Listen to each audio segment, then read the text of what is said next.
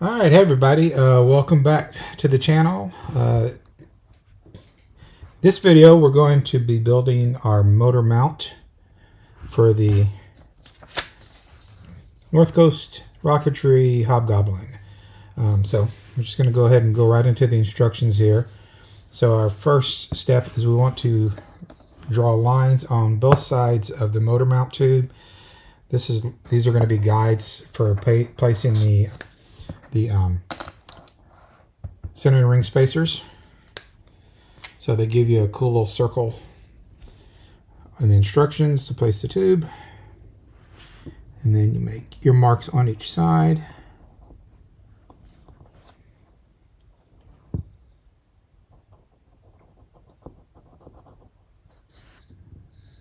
Yeah, those are visible enough. I'm trying to use a Sharpie because I want to be able to see it. The Sharpie's not too good.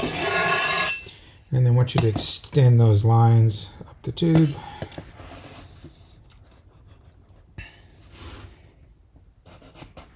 I'm going to give it a little extra oomph, and I'll get on there. Of course, the tube's sliding. Let's try this side. And the other mark. There it is.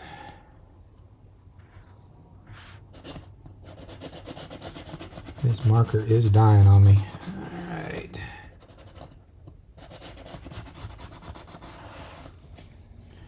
All right. So this just gives an idea. I'm going to be using the centering rings as a guide as well on placement. So let's take a look here. And we've got, yeah, a little bit off, but so we're just going to put one on, and then we'll use the ring to really mark the second one. So the next thing it says to do is place a mark 1 inch from the end of the tubes. So we're going to do 1 inch on one side, but the other side we're actually going to mount it, put our mark where our retaining ring is going to go, because I want the retaining ring to go flush up with the centering ring. Okay, we're going to draw this one on here.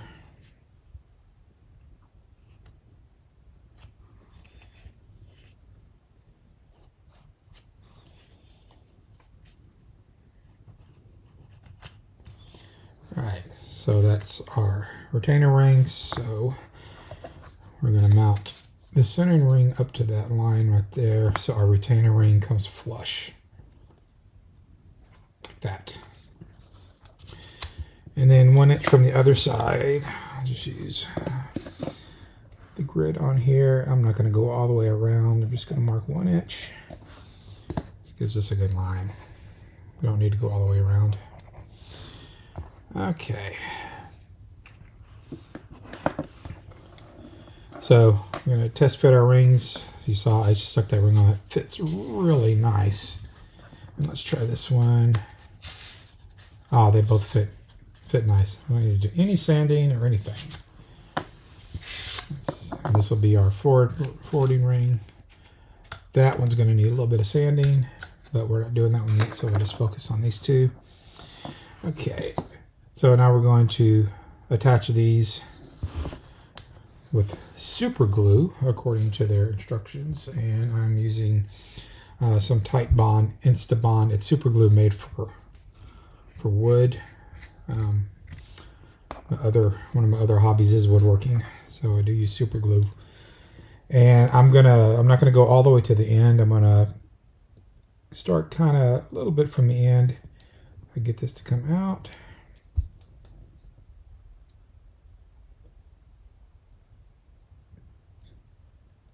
There's a little bead there. So let me get that away and get a paper towel ready. So I'm going to spray a little bit of activator on the tube. And I'm going to line this one up on the line.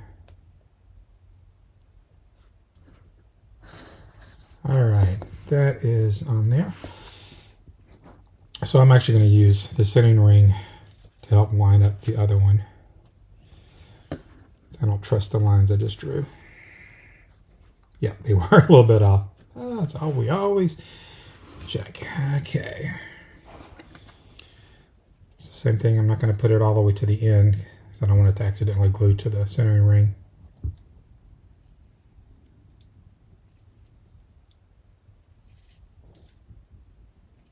And get it to come out.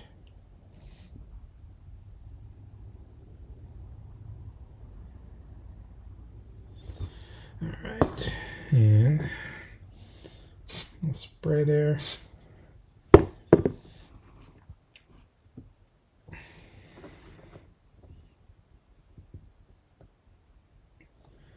I'm still using my line as a guide to make sure it's straight on there.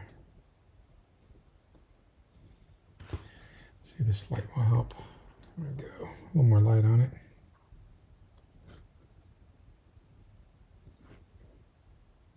All right. Take this off. We'll let this set up. All right. Those are now set. We now have our guides. So our next step, we've got the alignment rings. Keys are on. So now we're going to put on the aft and mid centering rings. Okay, so they want you to put the rear one on first, which will be the one that I just took off. Now, the instructions recommend using epoxy. I'm of the school of thought when you're dealing with wood onto paper, you can't go better than wood glue. So I'm going to be using Titebond 3 for this, because this is just it's a super strong bond. When you're using wood with Titebond 3, the bond that the glue makes is actually stronger than the wood. So if it was to break, it's going to break the wood before it breaks the actual bond of the glue. So now what I don't want to do is I'm trying to avoid getting the glue down here. So we're going to put it right on the line. Oh, a little bit too much right there. It's okay. We just spread it with a finger here. And I want it up on the alignment keys. I'm going to come back and fillet this after.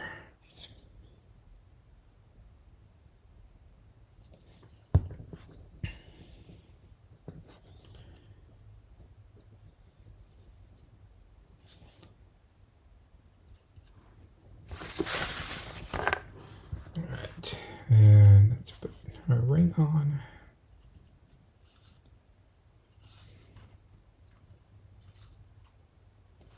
And I can check against the line that I made that this is nice and straight. And it's okay that we got extra glue on here. I'm just going to leave it and let it dry. I'm just going to kind of push it in, because we are going to put a fillet around it. Actually, while I have it on here, let's go ahead before we put the ring on. I'm going to grab a fin to make sure how much room we have up against this centering ring. So when we can put a glue fillet and not worry about that if interfering with the fin. So let's go ahead and do that.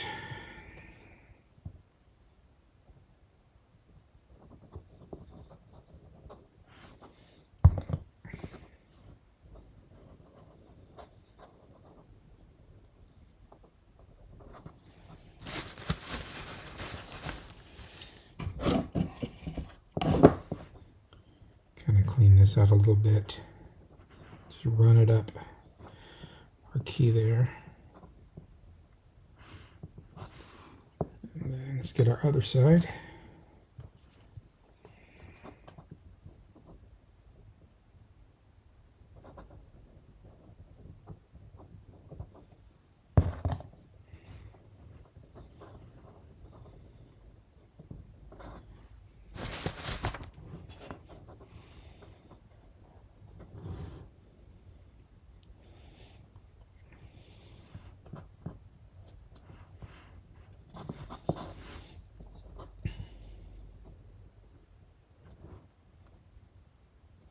All right, I'm gonna let that set for just a little bit because it is kind of runny when it comes out, and then we'll do the mid ring.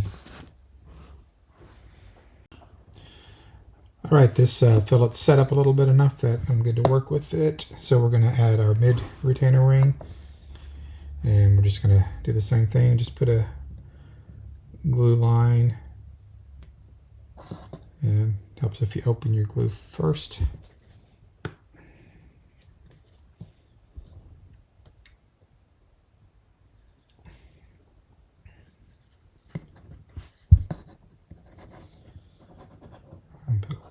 Put a little bit on these keys. I already did a test fit, by the way, to make sure that it was lined up well.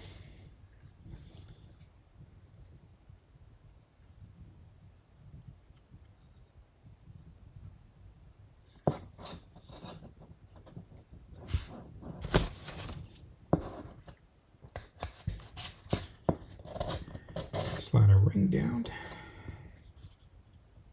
Already feel it grabbing against that glue.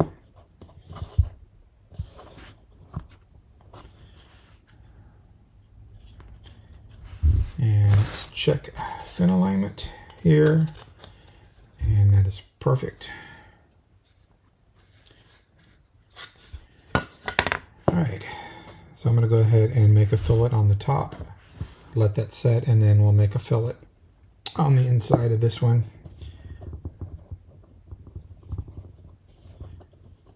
Go a little wild with this one.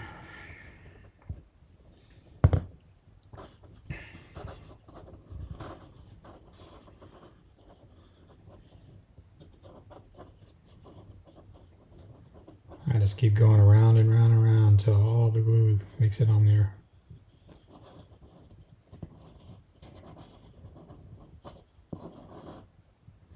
All right. And let's get the glue out of these slots.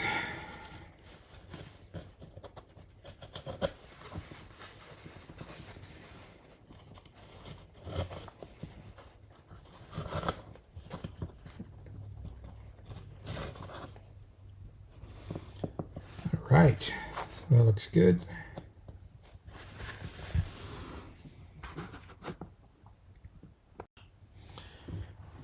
All right, let's get our forward ring on. I keep saying forward ring on. I'm gonna punch out these holes first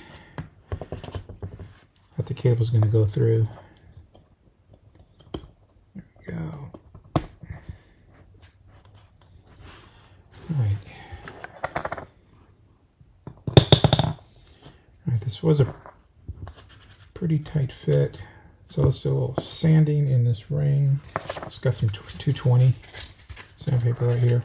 Throw it up, give it a few twists in there.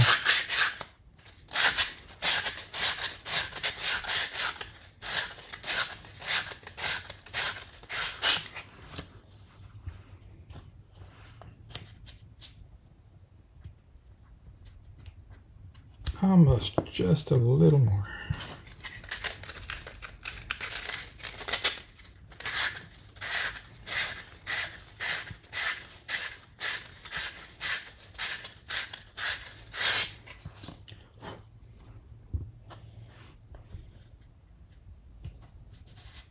That's a good fit. All right, let's get some glue on here. And basically, we're just going to push it down to the line. Doesn't have to be perfect.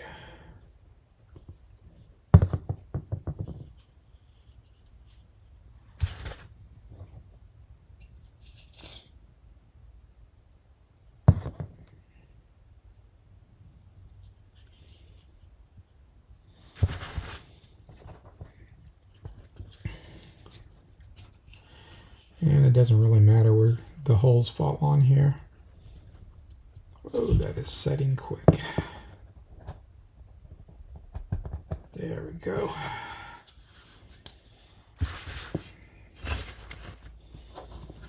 ahead and spread this around.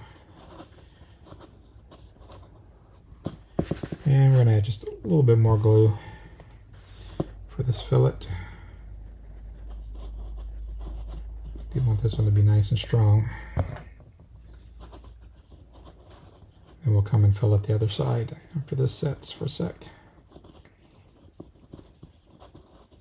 Okay, the glue's setting up pretty good on the motor tube. It's enough to ready to go forward and add our cable. So if you look at our instructions, we're basically just going to loop. Get that into the camera. If you look at our instructions, we're basically just going to be looping the cable through the 2 holes on the forward centering ring, and then we're going to use one of these connectors. We're going to crimp one of these connectors on. So let's go ahead and get that. We're going to start by looping our cable.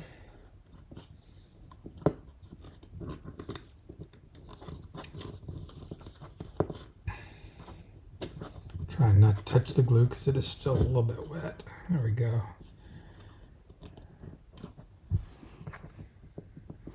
Let's get our connector on here. Sorry, this end's a little bit frayed, so there we go.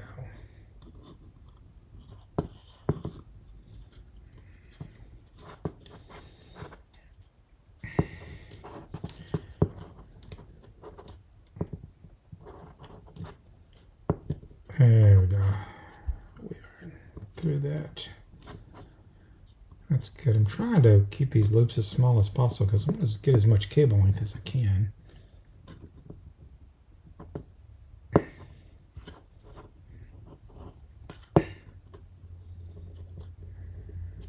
All right. Got some crimping pliers right here. Let's that sucker on there.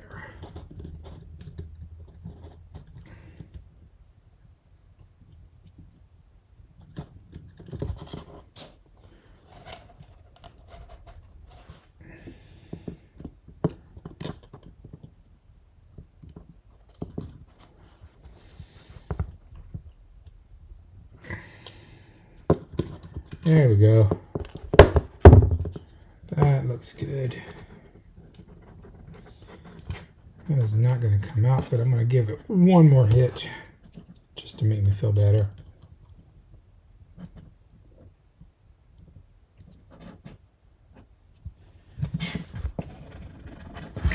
Now, the instructions say to put a drop of CA glue on the connector. I honestly don't know how beneficial that will be, but I'm going to do it anyway. But I've been using these and my CA cap is glued on there somehow. There we go. Been using these connectors for quite a while. I've never put CA glue on them, but let's go ahead and do that.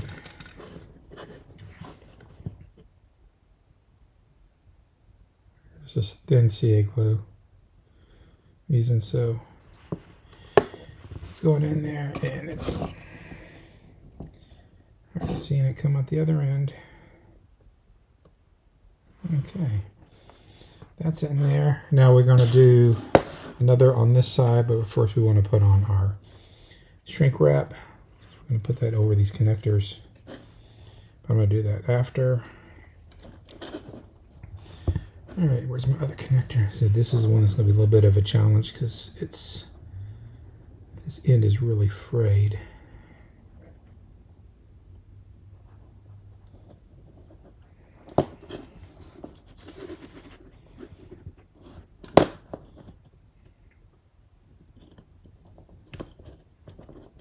And looks like we got it on the first shot. Here we go.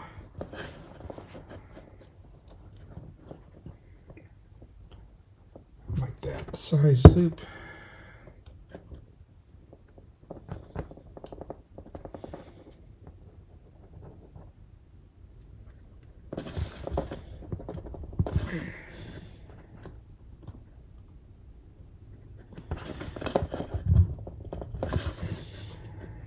And yes, I'm going to overdo this as much as I can.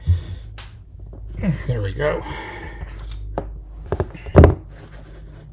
I smashed on there pretty good. Really like to see this end flat. That's over the cable. Right.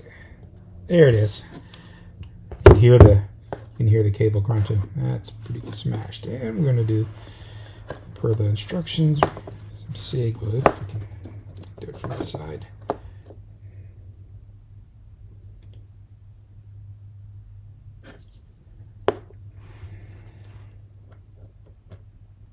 All right. Give that just a few seconds to set.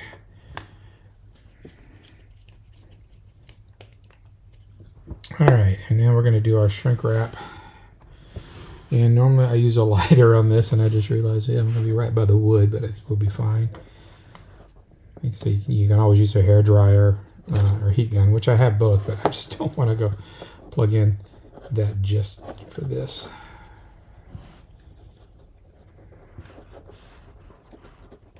All right. I can do this without setting everything on fire.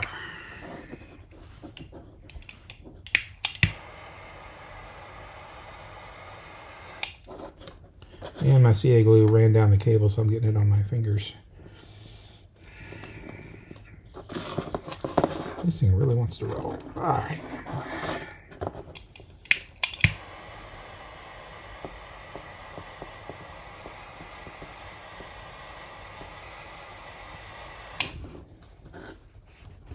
That's on there good.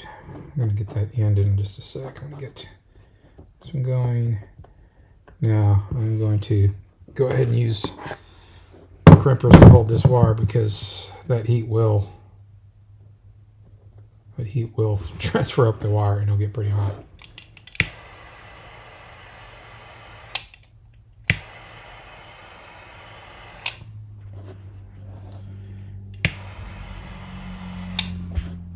Really would like this end to close up more, but I think that's all I'm going to get. Yeah.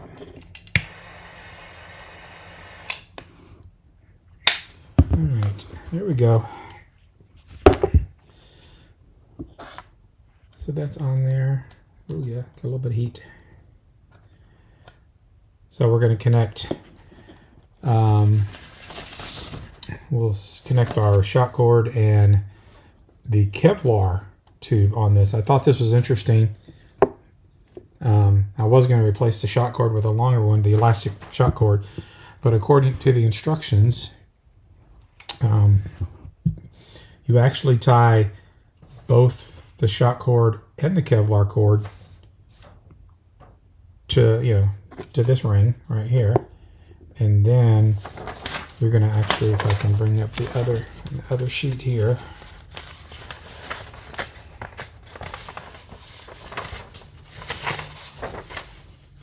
Find that page. Oh, right here.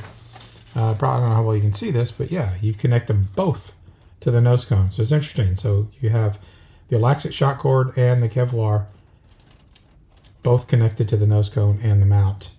I did dig into this, and that is the way it's supposed to set up. At first I thought it was maybe a mistake, but I looked at the other North Coast Rocketry rockets are set up the same way, and I read some reviews, and the reviews are mixed on doing this. I can see how it gives you a little safety because you have two things connected to the nose cone, but some people complain that they get kind of twisted up, but it doesn't seem to affect the recovery. So I'm going to go ahead and set it up just like this using the existing shot cord and Kevlar tube that they provided. So but next round we'll be moving on to the fins, so we will catch you later.